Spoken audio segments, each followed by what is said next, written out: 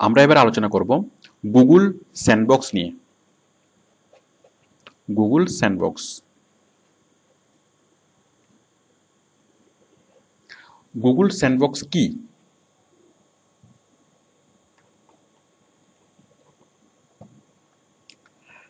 দেখুন, Google sandbox হচ্ছে একটা জেলখানা।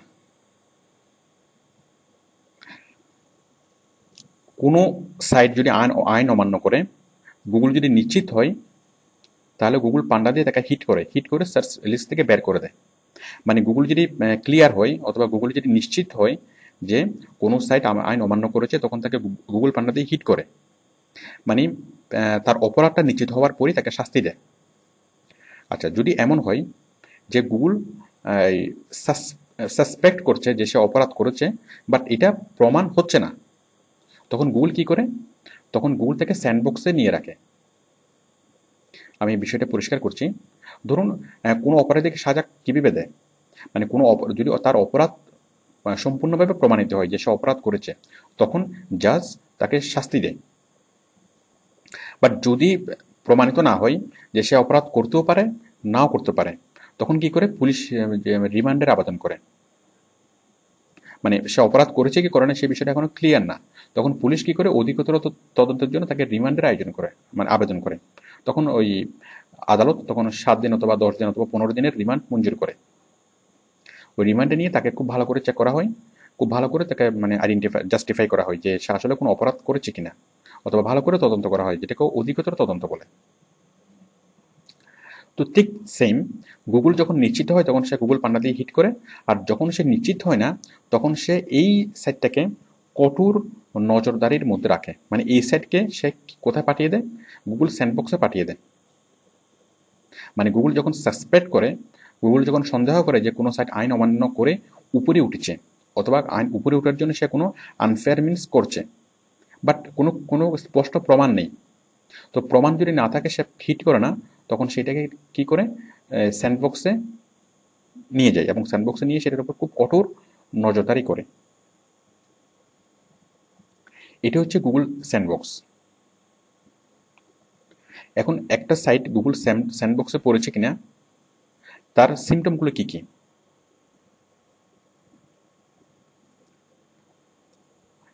এখন একটা সাইট গুগল স্যান্ডবক্সে পড়েছে কিনা তার সিমটমগুলো হচ্ছে যে সার্চ ইঞ্জিনের র্যাঙ্কিং হঠাৎ করে কমে যাওয়া। সাপোজ একটা সাইট আমরা দেখতে পাচ্ছি, ধরুন এই সাইটটা আমরা দেখতে পাচ্ছি 2 নম্বরে, অথবা এই সাইটটা আমরা দেখতে পাচ্ছি 1 নম্বরে। তো এটা যদি নর্মালি যদি এটা তার ফল করে, এটা ফল করতেই পারে, কারণ এটা কম এসইও করা হলে, কম মানুষ যদি ভিজিট করে, সেটা ফল করতেই পারে। সেটা 1 থেকে 5, হয়তো তাই সে 1 নম্বরে ছিল, 1 নম্বর থেকে 5 নম্বরে চলে এসছে, অথবা 5 নম্বর থেকে 10 নম্বরে চলে এসছে, এভাবে গ্রাজুয়ালি ফল করতে পারে। বাট যদি এই সেটটা দেখে যে সে 1 নম্বরে ছিল, 1 নম্বর থেকে হঠাৎ করে সে চলে এসেছে 50 নম্বরে, তাহলে এটা ক্লিয়ার সিমটম যে এটা এই সেটকে গুগল পান্ডা হিট করেছে। আচ্ছা, সিমটমগুলো বুঝলাম। আচ্ছা, আমরা আগের বিষয়টা আরেকটু বলি। যে গুগল যে মানে স্যান্ডবক্স, গুগল কখন সন্দেহ করে যে একটা সাইট আইন অমান্য করছে? ধরুন একটা সাইট তৈরি হয়েছে মাত্র কয়েকদিন আগে, ধরুন মাত্র কয়েক সপ্তাহ আগে অথবা সপ্তাহ 2 আগে, কিন্তু এই সাইট তৈরি হওয়ার পরই এখন গুগলের একদম ফার্স্ট পেজে। তাহলে এটা কীভাবে সম্ভব? কারণ একটা সাইট তৈরি হওয়ার পরে তাকে অনেক সময় নিতে হয়, অনেক দিন এসইও করার পরে সেটা ফার্স্ট পজিশনে আসে। বাট যদি আমরা দেখি যে একটা সাইট, গুগল যদি দেখে যে একটা সাইট তৈরি হওয়ার কয়েক সপ্তাহ পরেই সেটা গুগলের ফার্স্ট পেজে, তখন গুগল এই সাইটের পিছনে তদন্ত শুরু করে যে এই সাইট কোনো আনফেয়ার মিনস করেছে কিনা। এখন যদি সে দেখে যে কোনো সাইট কোনো আনফেয়ার মিনস করেছে, তখন তাকে গুগল পান্ডা দিয়ে হিট করে। বাট যদি সে অনেক তদন্ত করেও যদি কি করে যে কোনো প্রুফ না পাই, বাট গুগল সন্তুষ্ট হতে পারে না, হয়তো গুগল তদন্ত করে কোনো প্রমাণ পায়নি, বাট তারপরেও গুগলের সন্দেহ থেকে যায়, তখন সে কি করে? এই সাইটটাকে নজরদারি করার জন্য সে স্যান্ডবক্সে পাঠায়। মানে সে কি করে সে এত মানে উপরে উঠে আসলো, মানে কি করে সে আঙ্গুল ফুলে কলা গাছ হলো, সেই জিনিসটা দেখার জন্য গুগল তাকে কি করে? স্যান্ডবক্সে পাঠায়। এবং স্যান্ডবক্সে তাকে স্পেশালি তাকে দেখা হয় যে তার সে কীভাবে কী কাজ করছে, তার পেজে কারা কারা আসছে, সে কীভাবে লিঙ্ক বিল্ডিং করছে, কীভাবে এসইও করছে, সবগুলো কঠোর নজরদারি করা হয়। এটা হচ্ছে স্যান্ডবক্স। তো আমরা এতক্ষণ যা জানলাম যে গুগল স্যান্ডবক্স কি এবং সিমটমগুলো কি, মানে লক্ষণগুলো কি যে গুগল স্যান্ডবক্সে যে পড়েছে একটা সাইট যে গুগল স্যান্ডবক্সে পড়েছে তার লক্ষণগুলো কি কি? আচ্ছা, স্যান্ডবক্সে কতদিন থাকে?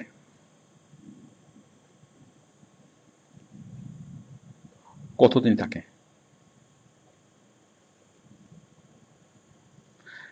স্যান্ডবক্সে কতদিন থাকে? স্যান্ডবক্সে কমপক্ষে 6 মান্থ। মানে যদি কোনো তদবির করা না হয় তাহলে 6 মান্থ থেকে 1 ইয়ার। 6 মান্থ থেকে 1 ইয়ার সেটা স্যান্ডবক্সে থাকবে, এবং এর মধ্যে গুগল খুব ভালো করে তদন্ত করে দেখবে।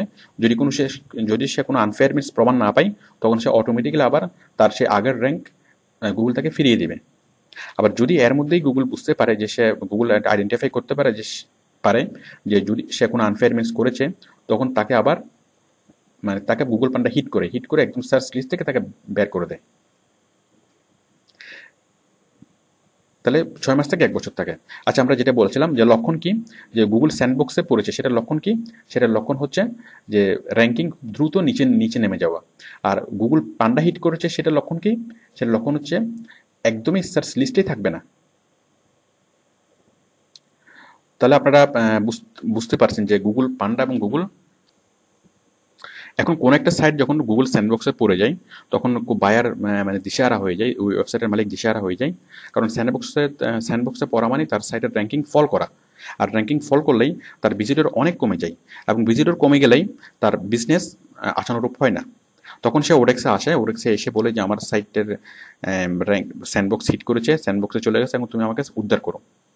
অথবা অনেক বায়ার স্যান্ডবক্স বিষয়টা বুঝে না, তারা বলে যে আমার পেজের র্যাঙ্ক হঠাৎ করে নিচে নেমে গেছে, এখন তুমি আমাকে আবার আগের র্যাঙ্ক ফিরিয়ে দাও। তাহলে আমরা কি করব? আমরা কিভাবে স্যান্ডবক্স থেকে উপরে তুলব? মানে স্যান্ডবক্স থেকে আমরা কিভাবে উদ্ধার উদ্ধার পাবো? স্যান্ডবক্স থেকে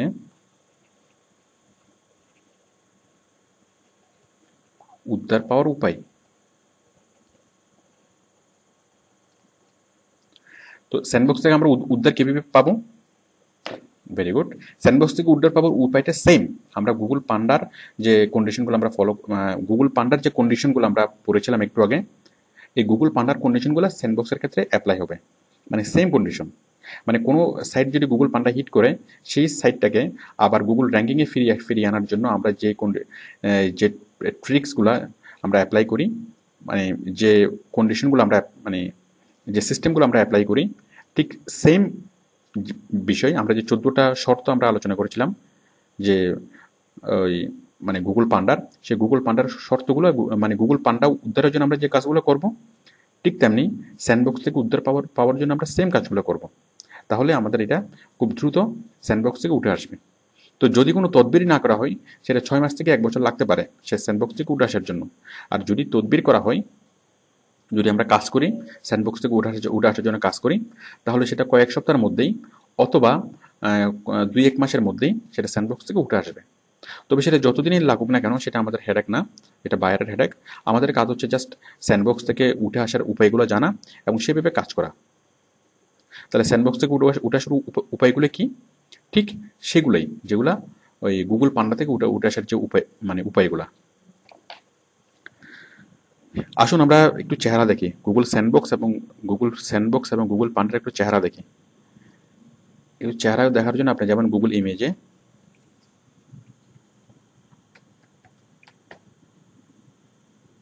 images.google.com।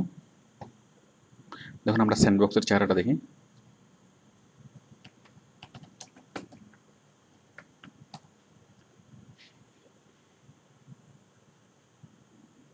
না, এগুলো কোনো কাজে লাগবে না, জাস্ট আমি দেখাচ্ছি।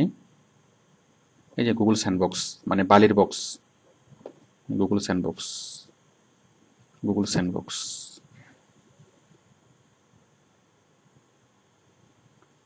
যাই হোক, এইগুলা জাস্ট আমি এমনিতে দেখাচ্ছি।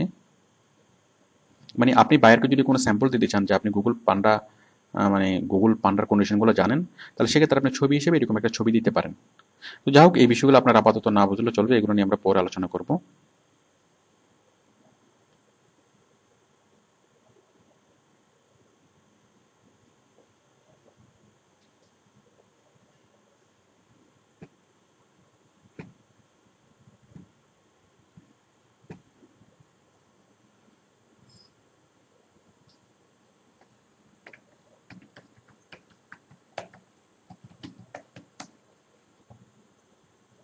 তারপর দেখুন গুগল পান্ডার চেহারা, সেম আপনি ইমেজে গিয়ে গুগল পান্ডা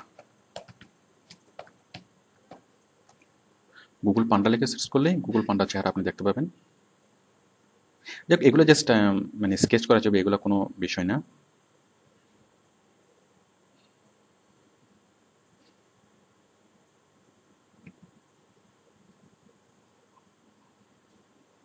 মানে গুগল পান্ডা নিয়ে যদি আপনি কোনো একটা কিছু লেখেন তাহলে এই ধরনের একটা ছবি আপনি ইউজ করবেন। মানে বায়ারকে যদি আপনি লেখেন যে আপনি গুগল পান্ডার কন্ডিশনগুলো জানেন, অথবা গুগল পান্ডা নিয়ে যদি একটা চিঠি লেখেন, সেক্ষেত্রে আপনি এইরকম একটা জিনিস ইউজ করতে পারেন, এইরকম একটা ছবি আপনি ইউজ করবেন।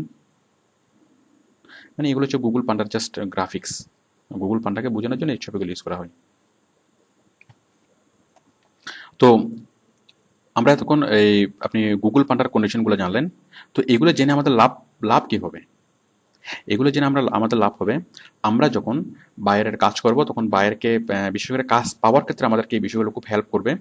কাজ পাওয়ার আগে ইন্টারভিউতে যদি আপনি বায়ারকে বলেন যে আমি গুগল পান্ডার কন্ডিশনগুলো জানি, আমি গুগল স্যান্ডবক্স থেকে উত্তর পাওয়ার উপায়গুলো জানি, তাহলে বায়ার আপনাকে অনেক বেশি রেট দিয়ে আপনাকে দিয়ে কাজ করাবে। কারণ যে সাইড এফেক্ট জানে তাকে দিয়ে কাজ করানো সেফ। ধরুন নাপিত, আমরা সবাই আমরা নাপিতের কাছে যাই। এখন যেই নাপিত খুব ভালো কাটে কিন্তু সে সাইড এফেক্ট বুঝে না, সাপোজ সে পুরোনো ব্লেড দিয়ে শেপ করলে কি হবে সে সেটা জানে না, তাহলে আমরা সে যত ভালো নাপিত হোক না কেন আমরা তার কাছে সে মানে কাজ করাতে আমরা খুব অস্বস্তি ফিল করি, অথবা তার কাছে আমরা সহজে কাজ করাই না। বাট যেই নাপিত সাইড এফেক্ট বুঝে, হয়তো খুব ভালো নাপিত না, বাট সে সাইড এফেক্ট বুঝে যে পুরোনো ব্লেড দিয়ে কি করলে শেপ করলে কি হবে সে সেটা বুঝে, আমরা সেই নাপিতের কাছে আমরা কাজ করাতে খুব স্বাচ্ছন্দ্য বোধ করি, কারণ সে সাইড এফেক্ট বুঝে। তাহলে গুগল পান্ডা এবং গুগল স্যান্ডবক্স এগুলো হচ্ছে সাইড এফেক্ট। তো যদি আপনি সাইড এফেক্ট বুঝেন তাহলে বায়ার আপনাকে আপনাকে আপনাকে প্রায়োরিটি দেবে, অন্যান্য ফ্রিল্যান্সারের চেয়ে আপনাকে প্রায়োরিটি দিবে এবং আপনাকে ভালো রেট দিয়ে কাজ দেবে। তো এই যে আপনি গুগল পান্ডার কন্ডিশন জানেন এবং আপনি গুগল পান্ডার স্যান্ডবক্সের থেকে উদ্ধার পাওয়ার উপায়গুলো জানেন, এগুলো আপনি কোথায় সেট করবেন? এগুলো আপনি আপনার যে অবজেক্টিভে সেট করবেন। তারপরে মানে ওডেক্সে গেলে আমরা এই নিয়ে আলোচনা করব, কোথায় কোথায় আপনি এটা জানেন, এটা আপনি কোথায় কোথায় লিখবেন সেটা আমরা পরবর্তীতে শিখব। তো সবচেয়ে ইম্পর্টেন্ট ব্যাপার হচ্ছে বাইরের সাথে সাথে যখন আপনার ইন্টারভিউ হবে তখন আপনি এই বিষয়গুলো বলবেন যে আমি এমনভাবে এসইও করব যে তোমার সাইট যেন গুগল পান্ডা হিট না করে, অথবা তোমার সাইট যেন আমি এমনভাবে এসইও করব যেন তোমার সাইট গুগল স্যান্ডবক্সে চলে না যায়। ওকে, থ্যাংক ইউ।